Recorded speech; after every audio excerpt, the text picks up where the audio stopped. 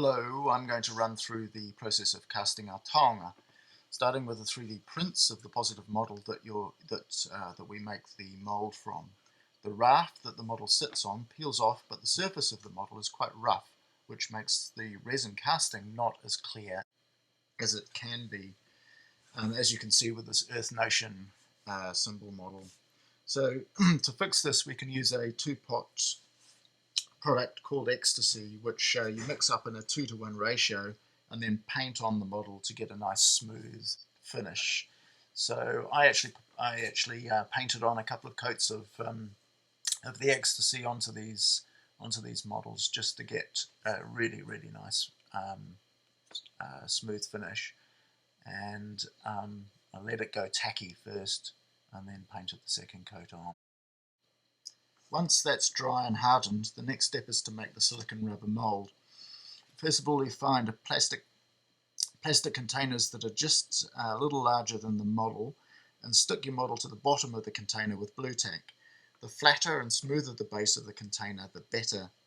I calculated how much silicon rubber that I would need to make by covering the model with water and then measuring the amount of water that was used. The silicon is another two-pot system, but you mix part A and part B in a 1-to-1 ratio this time.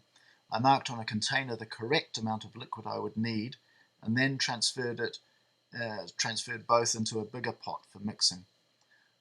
Obviously you could pour and mix both in the one container, but I just didn't have the right size container.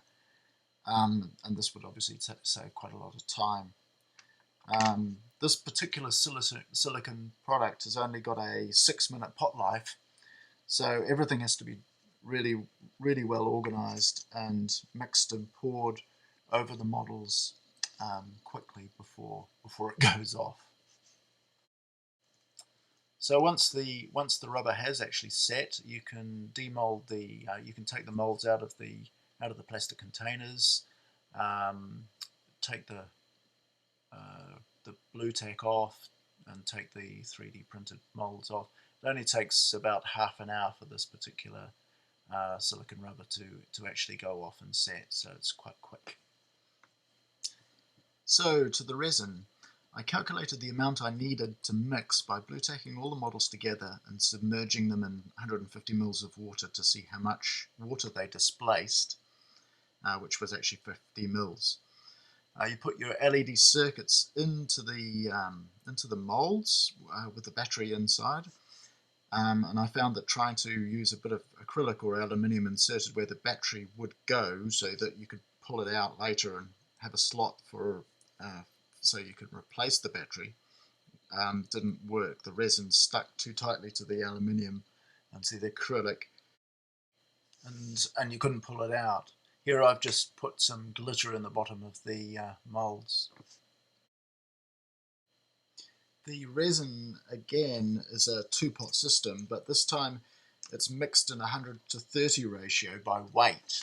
So this means I marked again how much liquid I needed on the inside of a container, put that on a zeroed scale, on the scales, you can see the red scales, and then poured part A into the pot until I was about 2/3 up to the mark. Then I used a calculator to divide the weight that I reached by 3.33 to get how much of pot 2 I needed to add to get to the right ratio, and then mixed it all up and poured it into the molds.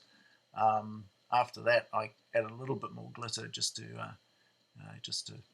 for aesthetics, and that was that. You have to leave this particular resin ages, probably 48 hours before it actually goes hard and sets properly. If you want your taonga as a brooch, you can set a safety pin in the resin at the back, supporting it so it doesn't sink. Or if you want a necklace, once you've demolded it and trimmed off the rough edges, and make sure it's completely hard, and then you could drill a hole in the top.